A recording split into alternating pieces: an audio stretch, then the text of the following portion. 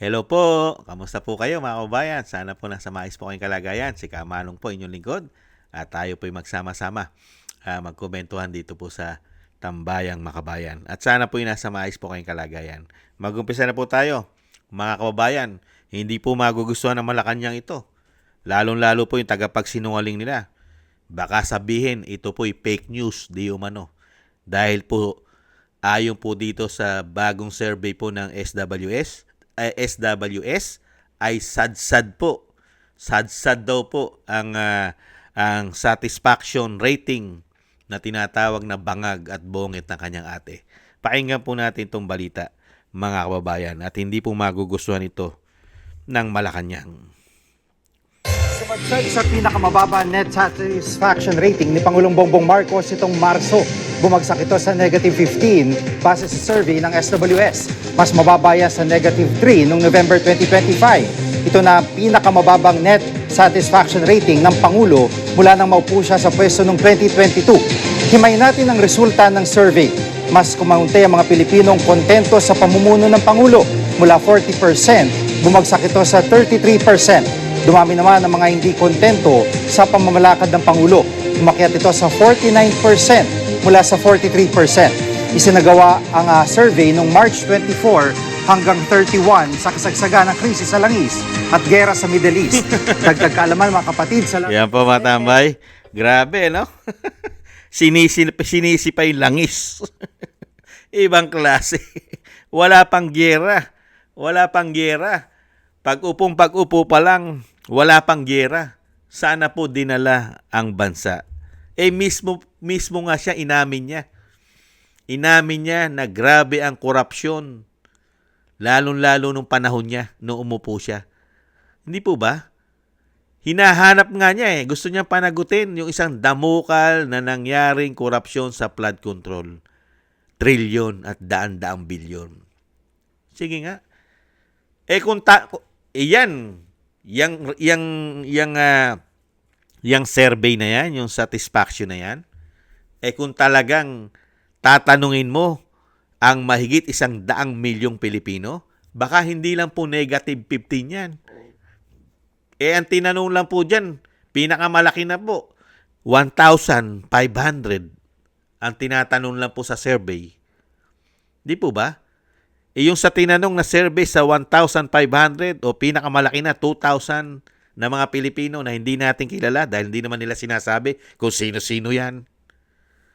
2,000 to 1,000 to 1,500 doon sa mga sinurvey. Nakakuha ka pa ng 15% negative, lagapak. Di lalo na kung tatanungin mo pa ang buong Pilipino, ang lahat ng mga Pilipino, kasama mga OFW, baka lagapak lalo. Baka makuha mo negative 75. pinaka o kaya negative 80. 20% na lang na nakikinabang sa'yo ang naniniwala sa'yo. Hindi kaya? Napakataas. Wala naman po achievement ginawa Meron po ba? Paano tataas ang satisfaction o approval o trust rating? Ang problema ng bansa ay korupsyon. Korupsyon. Siya mismo, inamin niya. Grabe ang korupsyon, lalo-lalo sa flood control. Ano pa ang ginawa? Sige nga, hindi pa naungkat dyan yung Maharlika Investment Fund. Hindi pa naungkat yan. Hindi pa rin napupuspos ng mabuksan. Hindi pa nabubuksan muli ang issue ng ginto. Hindi po ba? Hindi pa rin po nabubuksan ng ginto dyan sa Central Bank. Ano na nangyari dyan? At ang PhilHealth, hindi po ba? At isang damukal na bangko na pinagkukuhanan nila ng pera.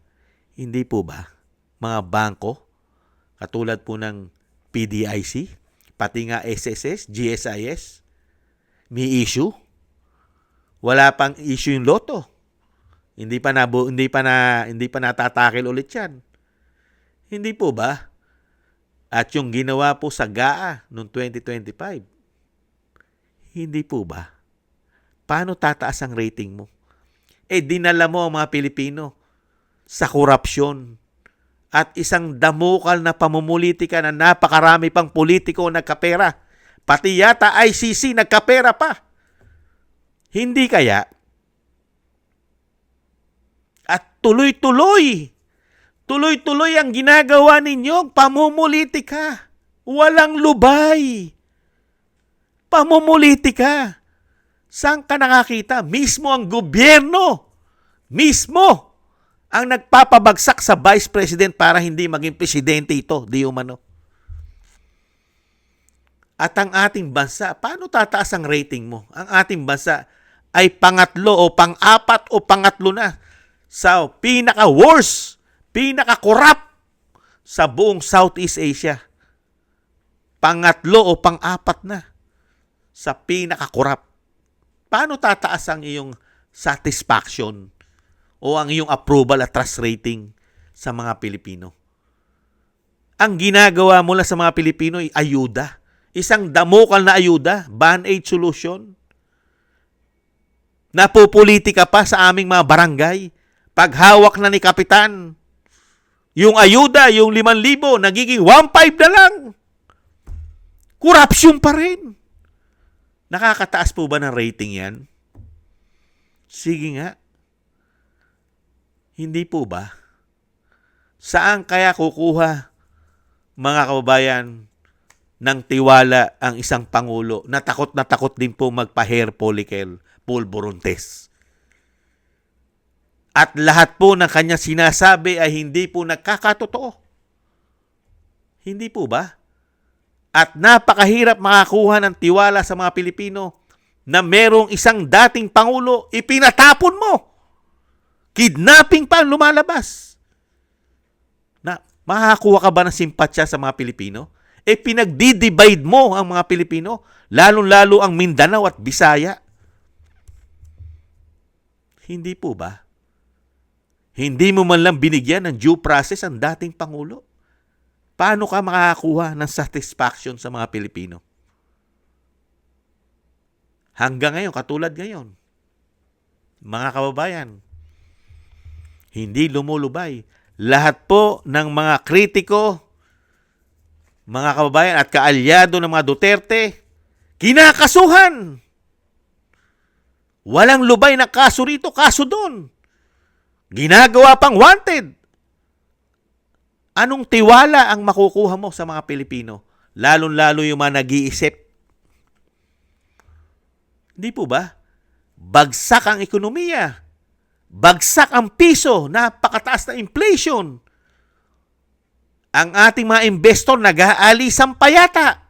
At wala na yatang pumapasok na mga investor sa ating bansa dahil nga corrupt ang ating bansa. Kasama sa top 3 o top 4 na most corrupt ang ating bansa. Sino papasok na mamumuhunan? Kaya nga bagsak ang ating piso eh. Napakataas ng dolyar. Dahil nga kulang na po ang ating kaperahan. Kaya nga puro utang ang nangyayari. Utang! Mga utang na nyo! Hindi po ba? Pero tayo po ang nagsasakripisyo.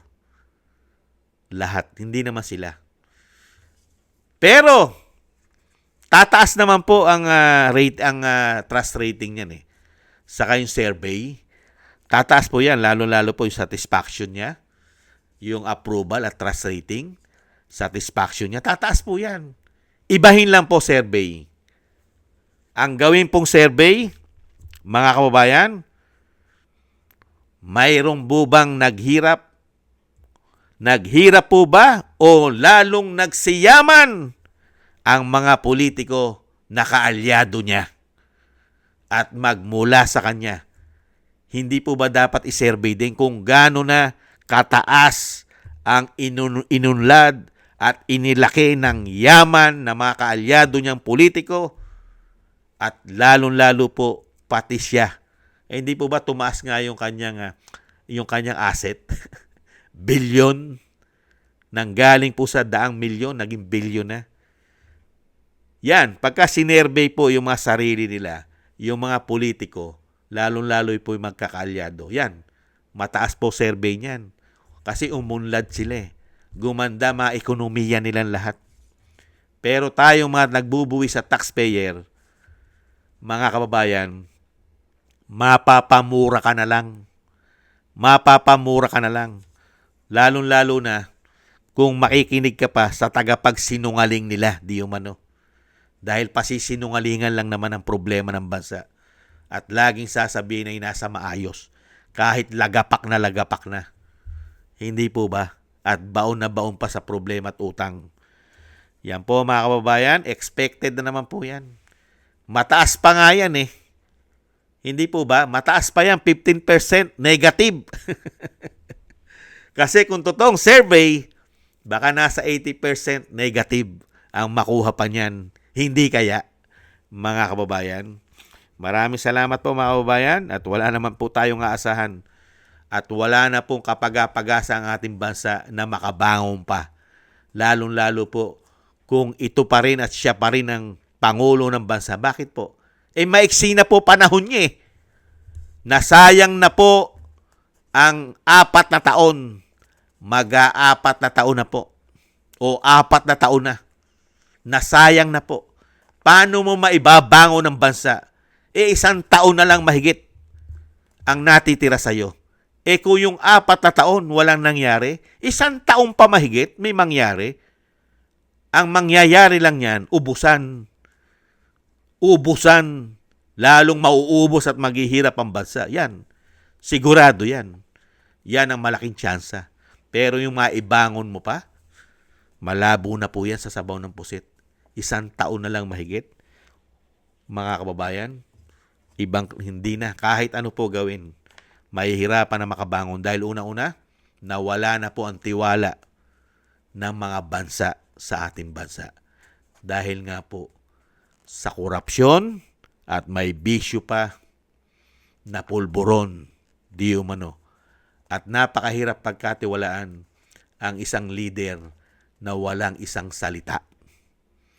Hindi po ba? Walang prinsipyo. At lalong-lalo na pinamimigay pa ang soberenya. Sino pa magtitiwala sa inyan? Hindi po ba? Maraming salamat po mga kababayan. Sana gusto po natin tambahin mga kabayan sa YouTube at TikTok. At ganoon din po sa ating mga subscribers at patuloy susubscribe. Sa mga nagko-comment, like, share, and subscribe. Thank you po. Shoutout po sa inyo lahat. Maraming salamat po. At thank you rin po sa mga nagbibigay po ng tulong at biyaya. Shoutout po kay Eric Hershio from Canada. At kay Jem Aris from United Arab Emirates. Baby Roman at Ate Isa from Cagayan, Bali. Ani Jo, Gayat Shena, Tatay Nick from Toronto, Canada. Nancy Lumampaw, Jesus Valdepena, Rolando Guerrero, Mila Yi, Felipe Shapno from Texas, USA, Rolando Timbol from Alberta, Canada, Ma'am LB at Shermani from North Miami, Florida, North Miami, Florida, USA, Melchorita Espinosa from Orlando, Florida, USA, Arthur Estraniero from USA, Randy Crispino from Pasig, Mika Legaspi, Tessie Mantilla from Kuwait, Frank Zamora from California, USA, Romulo Divinagracia from Bacolod City. Shoutout po sa inyo. Thank you po. At ingat-ingat po kayo sa inyong pumapagawa. At God bless po sa inyo lahat. Maraming salamat po sa inyong lahat mga kababayan. At tis lang po tayo.